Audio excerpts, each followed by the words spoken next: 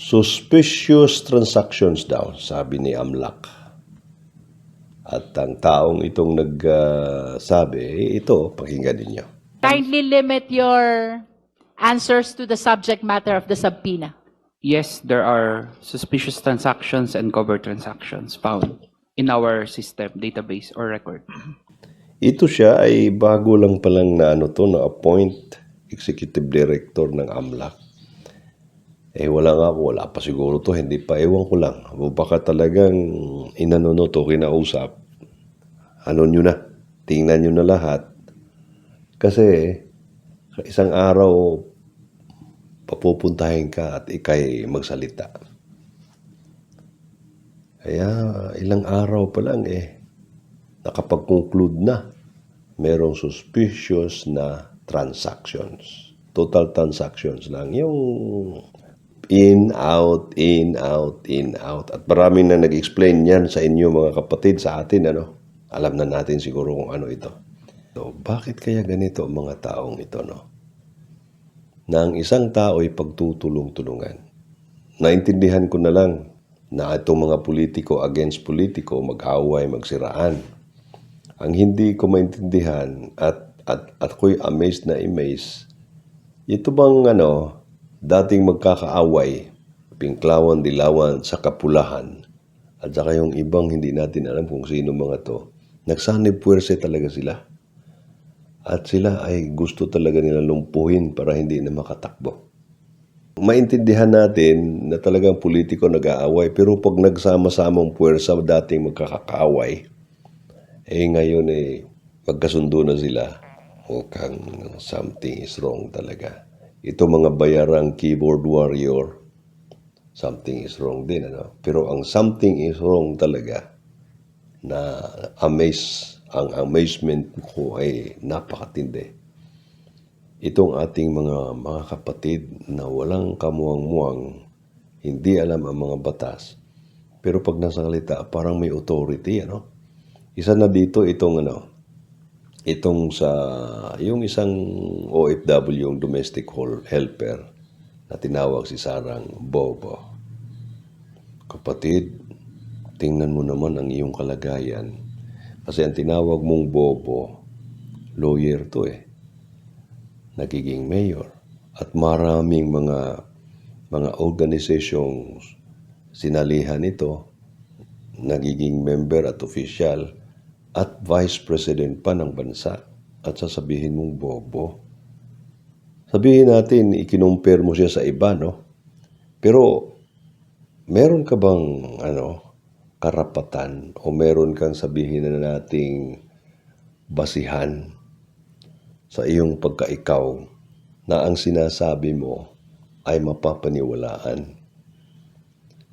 Kasi sa antas pa lang, hindi sa minamaliit natin ang domestic helper, Kailang mas lalong maliit, mababa ang tingin sa atin. Lalo na, ito, Bisaya din yata to. Kung tayo nagsasalita na hindi natin alam kung ano yung ating kalagayan, ang antas natin sa lipunan. Mahirap na nga tayo'y magsusumikap, Pagkatapos, sisirain mo lang iyong sarili dahil sa iyong mga proclamation, mga pronouncements, Di ba naisip, nakita yan, kapatid? Meron ka bang karapatan na siraan ang isang tao na ikaw mismo ay sira din? Okay lang mag-comment ka sa performance siguro, Pero personal attack, pagkatapos ikaw ewan ko sa'yo, mga kapatid, kung anong mangyari kung ikaw ay personal attack din. Wala ka talaga magawa. Hindi honorable ang iyong ginawa. Mabuti pa, siguro sabihin mo, ang performance ni ganito ay ganyan, ganito, ganyan. Pero, personal attack, matindi. Meron pang isa, babae din, Yung nagsabing si Digong ay pinarusahan na dahil sa kanyang kalapastanganan. Kapatid, hindi mo problema yun Problema ng tao yun. Bakit iyan pinapasok mo rin? Isa din ito, no? Ewan ko kung ano antas nito sa buhay, ano? Anong authority meron kang mag-declare ng ganyan ng judgment? Di mo alam kung anong mga pinagsasabi ng tao. Pagkatapos, ang face value ng kanyang sinabi, according sa iyong pagkaintindi, ay pinatawan mo na ng hustisyang ganyan. Di ba injustice yan? Problema na ng tao yun, kung mapunta siya ng impyerno o kaya siya pinarusahan doon, huwag nyo nang dagdagan, no?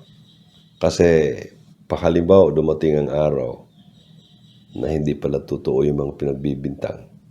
Kasi dito sa Pilipinas nga, hindi nga nila na-prove.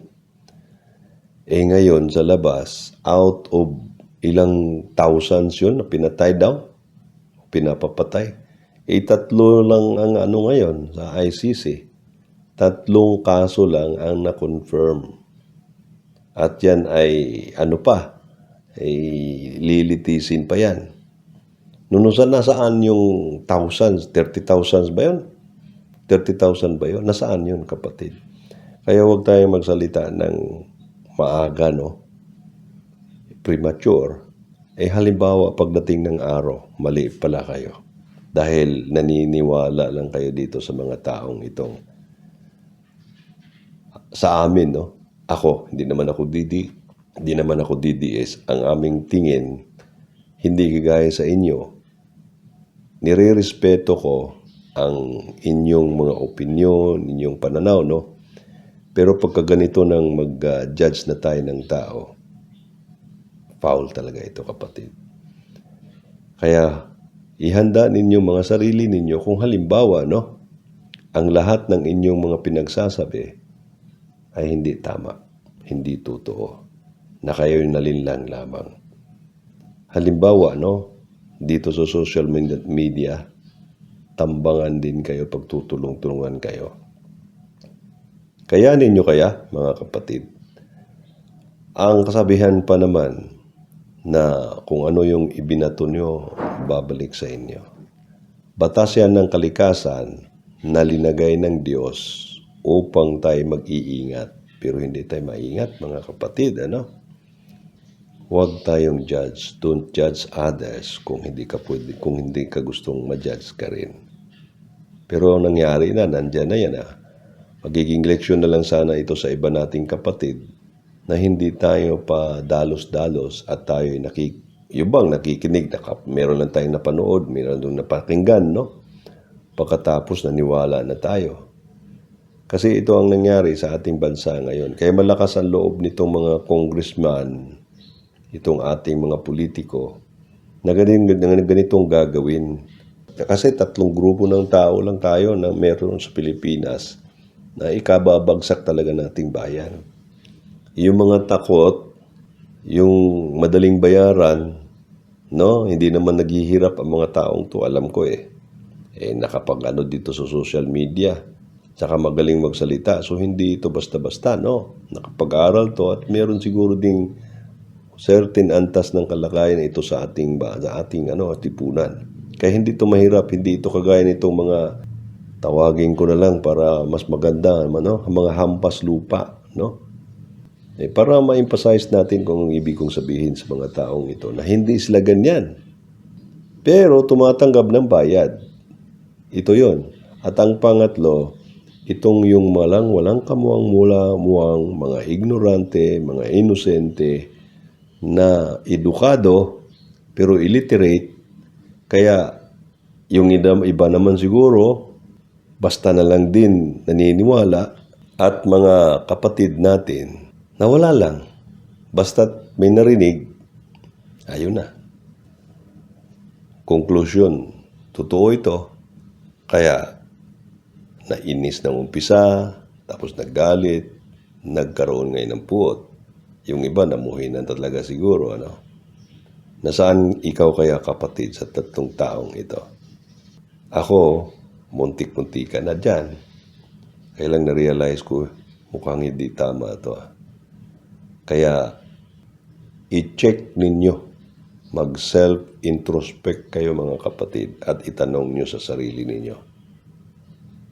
Bakit ako natakot? Na bang nagawa ko, no? O kailangan ko ba talagang tanggapin itong bayad na ito? Hindi naman ako naghirap eh. O di kaya, ba't ako nagagalit? Ba't ako naiinis? Nagagalit? Na baka pagdating ng araw, ito magiging puot, pagkamuhi.